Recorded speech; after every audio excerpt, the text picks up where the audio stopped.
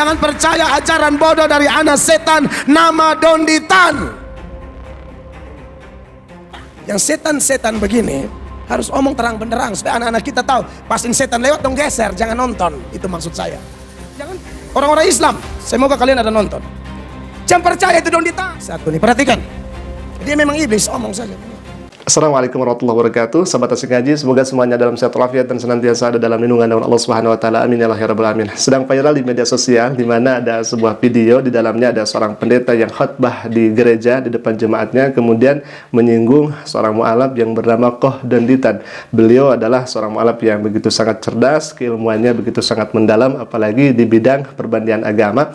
Akan tetapi pendeta ini begitu sangat pedas mengatakan kepada Koh Donditan bahwa Koh Donditan ini adalah iblis, setan dan sebagainya. Nauzubillah min dzalik. Hemat kami ini sangat tidak layak dan sangat tidak pantas, apalagi kalau misalkan sudah disampaikan oleh rohaniawan, oleh tokoh agama di depan jemaat dan sebagainya. Baik ya, ikhwah, kita akan lihat terlebih dahulu bagaimana videonya dan kita akan reaksi bersama ya, ikhwah. Silakan.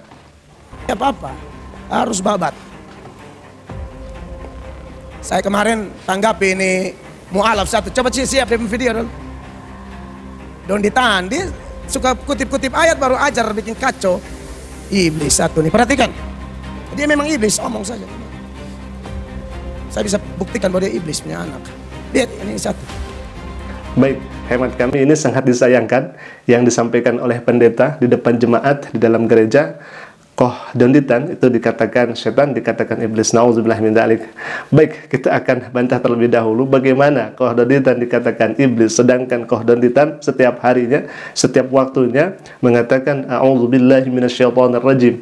Aku berlindung kepada Allah Subhanahu wa taala dari godaan setan yang terkutuk, dari godaan iblis yang terkutuk. Bagaimana Koh Donditan sekarang disebut iblis sedangkan beliau meminta pertolongan kepada Allah, meminta perlindungan kepada Allah, terhindar dari godaan iblis, terhindar dari godaan setan. Nauzubillah min dzalik. Sehingga apa yang kemudian dituduhkan oleh Pak Pendeta ini itu bisa ditepis dengan doa, dengan ta'awuz yang dilafalkan oleh Koh Donditan. Itu yang pertama. Yang kedua, kata Pak Pendeta ini bahwa Koh Donditan sendiri itu mengutip Bible, kemudian mengubah ayat Bible itu sendiri. Mohon maaf, hemat kami, beliau ini bukan mengubah ayat, bukan mengubah daripada isi Bible. Justru Koh Donditan sendiri itu hanya membacakan saja apa yang kemudian tertulis dalam Bible, kemudian menyampaikannya dan mengajak untuk berpikir. Sehingga apa yang kemudian dituduhkan oleh pendeta ini, nauzubillah, sangat keliru luar biasa. Baik ya ikhwah, kita akan lanjut saja ke video berikutnya dan kita akan tanggapi bersama. Silakan ya ikhwah.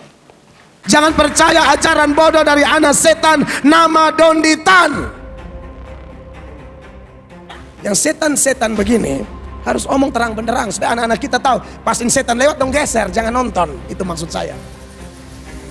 Kenapa kok saya punya dasar apa bilang Donditan anak setan? Karena yang suka rubah-rubah firman cuma setan. Tidak mungkin kau dipakai oleh Tuhan, kau dipakai setan. Dan kau dengan orang-orang sejenismu yang suka kutip-kutip ayat Alkitab lalu ngaur, setan punya turunan kau. Baik, begitu sangat pedasnya, luar biasa apa yang disampaikan oleh Pak Pendeta ini di dalam gereja, di depan jemaatnya, bahwa Koh Donditan sendiri adalah setan karena mengubah isi daripada Bible. Subhanallah, kami melihat dari video-video yang disampaikan oleh Koh Donditan, saya tidak pernah dan belum pernah menyaksikan ketika Koh Donditan membacakan Bible. Bahkan audiens itu yang diajak bicara oleh Koh Donditan sendiri, itu diajak untuk buka Bible bersama, buka Alkitab bersama. Sehingga ketika ketemu ayatnya kemudian dibacakan bersama. Jadi tidak ada dan tidak pernah beliau itu mengubah isi daripada ayat-ayat daripada Bible itu sendiri. Itu tidak pernah ya ikhwah. Kami saksikan itu semua. Dan kami melihat ketika beliau debat dengan pendeta gitu ya, debat dengan para rohaniawan, debat dengan tokoh agama dari Kristiani, ya beliau sangat adem begitu ya ketika menyampaikan pembahasan-pembahasannya. Dan kalau misalkan Koh Donditan sendiri mengubah daripada ayat Bible, justru yang akan komplain itu bukan pendeta Mel Atok ya, justru yang akan komplain terlebih dahulu adalah lawan bicara daripada Koh Donditan. Jadi yang akan komplain terlebih dahulu lawan debatnya, lawan bicaranya, bukan kemudian pendeta Mel Antok. Dan sampai sekarang lawan bicaranya atau lawan debatnya Kodonditan itu tidak pernah mengkomplain bahwa Kodonditan ini mengubah daripada ayat-ayat Bible. Itu kemudian harus dipahami terlebih dahulu. Jangan sampai Anda berkata demikian tetapi dalam faktanya dan realitanya tidak seperti itu. Baik, Ikhwah, kita akan ikuti dulu bagaimana pemaparan pendeta ini berikutnya. Silakan, Ikhwah. Nauzubillah. Kita mengasihi semua orang, tapi khusus yang gila-gila begini kita babat. Kita hormat semua orang. Mantap kan kayak NU kemarin, rapat NU. Di mana begitu? Sudah ada keputusan dari NU se-Indonesia, tidak boleh menyebut agama lain kafir. Hormat diberi. Itu dong, teladani. Jangan orang-orang Islam. Semoga kalian ada nonton. Jangan percaya itu dong ditahan. Percaya dong tokoh-tokoh agama Islam kalian kayak NU tuh keren. Hargai orang beda agama. Kami tidak pernah ganggu agama kalian. Ini satu nih dia datang bikin kacau, jangan percaya dia. Baik, yang pertama tadi pendeta Mel Antok mengatakan Kodonditan itu ya nauzubillah ya, setan katanya. Kemudian harus lantang mengatakan seperti itu biar nanti anak kita, turunan kita, kata pendeta Mel Antok, itu tidak nonton channelnya Kodonditan. Jadi ketika ada beliau yang tampil menyampaikan kajiannya itu langsung di scroll atau dilewat saja seperti itu. Kok ketakutan begitu ya? Itu yang pertama. Yang kedua, katanya NU begitu sangat luar biasa, ada kumpulan atau rapat tidak boleh mengatakan kepada di luar Islam itu kafir. Nah, sebetulnya pendeta Mel Antok ini gagal paham. Kenapa saya katakan demikian? Karena tidak tahu kajiannya seperti apa. Jadi begini, umat Islam jelas dalam Al-Quran sendiri Allah Subhanahu wa taala berfirman, faqala ta'ala, "Qul ya ayyuhal kafirun la a'budu ma ta'budun." Qul, katakanlah oleh Muhammad, ya ayyuhal kafirun, hai orang-orang yang kafir, la a'budu ma ta'budun, sesungguhnya aku tidak akan pernah menyembah kepada sesembahan kalian. Nah, dalam hal ini konteksnya bukan muamalah. Dalam hal ini konteksnya bukan sosial, akan tetapi ranahnya tauhid. Sehingga apa? Bisa ditarik kesimpulan bahwa ketika kita melaksanakan muamalah, ketika kita melaksanakan sosial, maka tidak boleh lantas kemudian kita menyebut kepada non-muslim itu kafir selagi konteksnya muamalah. Misalkan kita jual beli dengan non-muslim, lantas kemudian ini uangnya hai kafir, ini kembaliannya hai kafir. Tidak boleh seperti itu, karena itu adalah muamalah ranahnya. Walaupun memang yang diajak bicara itu adalah non-muslim, tapi tetap kita dianjurkan untuk mengatakan yang sesuai dengan ranahnya muamalah.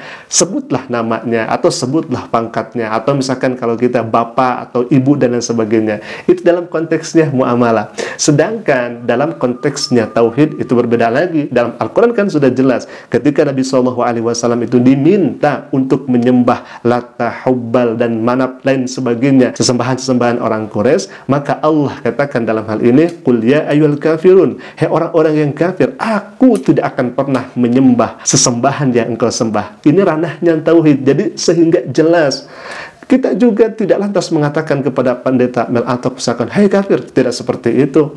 Kemudian kita juga punya teman dan muslim, lantas kemudian kita sedang main atau sedang bergaul atau sedang musyawarah dan sebagainya, lantas kita mengatakan hai kafir, kan tidak seperti itu. Itu kan ranahnya muamalah. Jadi harus dipahami terlebih dahulu ayat tentang al-kafirun dan ayat-ayat yang lainnya ketika penyebutan kafir. Di sana ranahnya adalah tauhid yang harus membedakan diri kita menyembah kepada Allah Subhanahu wa taala dan yang tidak menyembah kepada Allah Subhanahu wa taala. Artinya kufur, ingkar, musyrik, syirik atau kafir di dalam Al-Qur'an jelas dikatakan demikian. Jadi selagi kita muamalah, ya kita panggil saja bapak, kita panggil saja ibu. Di sini pendeta Mel Antok keliru, karena kami yakin ormas Islam manapun tidak akan mampu dan tidak akan kuasa untuk mengubah satu kata pun dalam Al-Qur'an Al-Karim, termasuk kata kafir. Misalkan kafir diganti dengan non-muslim, qul ya ayyuhan muslim, itu tidak akan terjadi, karena itu adalah ayat yang sudah terpatri di dalam Al-Quran Al-Karim dan tidak bisa diubah ila yaumil qiyamah. Alhamdulillah, mungkin itu dulu yang bisa kami sampaikan, dan hemat kami ini sangat disayangkan saja ya ikhwah, ketika Kodonditan ini disebut tidak pas dan tidak pantas oleh